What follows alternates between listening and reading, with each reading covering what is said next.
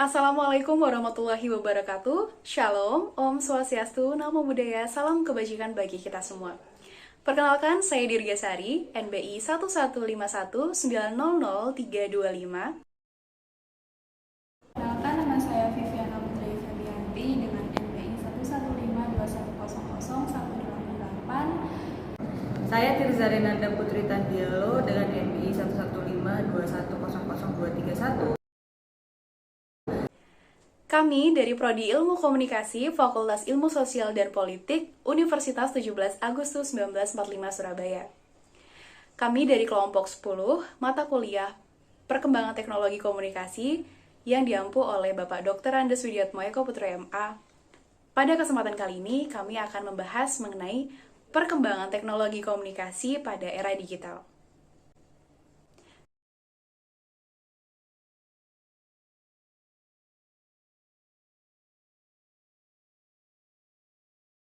Bicara mengenai komunikasi, setiap orang pastinya memerlukan komunikasi untuk memenuhi kebutuhannya, di mana masing-masing memberi dan juga menerima informasi melalui proses komunikasi. Lalu dapat diartikan bahwa komunikasi adalah proses pertukaran atau penyampaian pesan dan informasi dari komunikator kepada komunikan melalui sebuah media.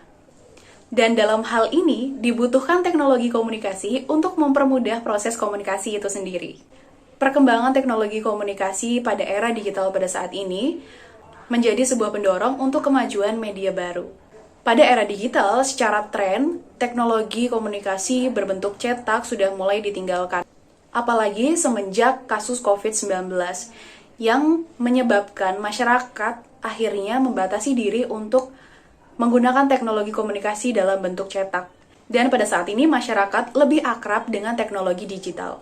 Selain karena lebih mudah dan juga lebih efisien, teknologi digital memudahkan masyarakat untuk mendapatkan informasi yang beragam dan tidak terbatas waktu maupun tempat. Berbicara pada era digital saat ini, manusia dapat mengakses berbagai informasi yang ada secara instan, yang bisa dilakukan dimanapun maupun kapanpun, tanpa terhalang oleh ruang dan waktu, selama dapat terkoneksi dengan internet atau dengan media. Kita tahu bahwa di era digital ini, media komunikasi semakin beragam, dan saya memiliki beberapa contoh, ada 2 contoh yang saya miliki terkait dengan teknologi komunikasi yang populer yang saat ini digunakan oleh para orang-orang. Yang pertama ada email, atau kita sebut sebagai electronic mail. Sesuai dengan namanya, email ini merupakan suatu elektronik yang dikirim dengan menggunakan bantuan komputer. Email juga disebut sebagai salah satu teknologi yang banyak digunakan pada era digital ini. Mulai dari kegiatan pendidikan, pekerjaan, atau bahkan pemerintahan menggunakan email dalam bagian dari kegiatannya.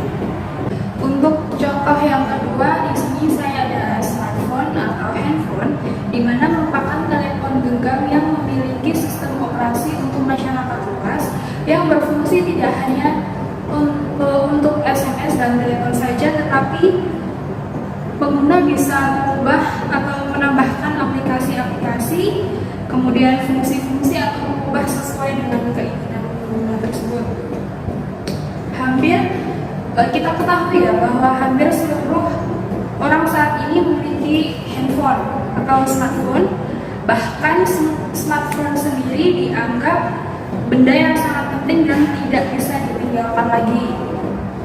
Dan hampir setiap kegiatan manusia kini tergantung pada smartphone, baik dalam bekerja, sekolah, kemudian menjalin komunikasi dengan orang lain, menghibur diri, kemudian mendapatkan informasi dan banyak hal yang lain.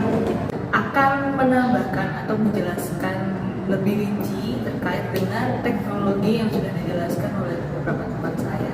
Jadi teknologi ini itu juga mempunyai dampak positif dan dampak negatif bagi masyarakat yang menggunakannya.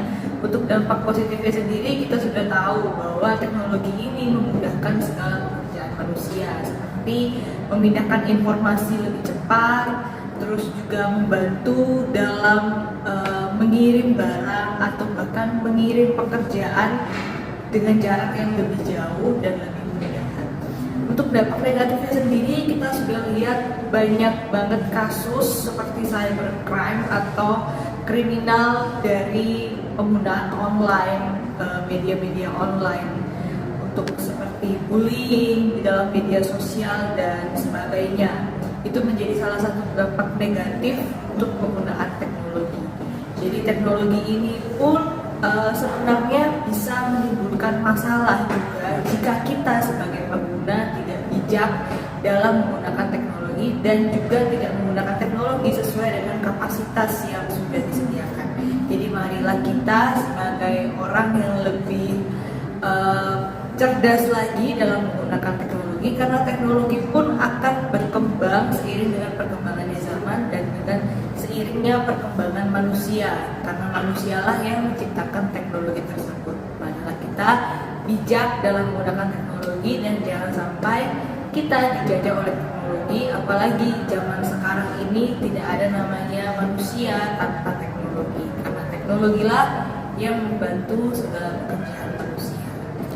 Sekian dari kelompok kami. Wassalamualaikum warahmatullahi wabarakatuh. Semoga video ini dapat menjadi manfaat dan memberikan informasi dan edukasi kepada semuanya.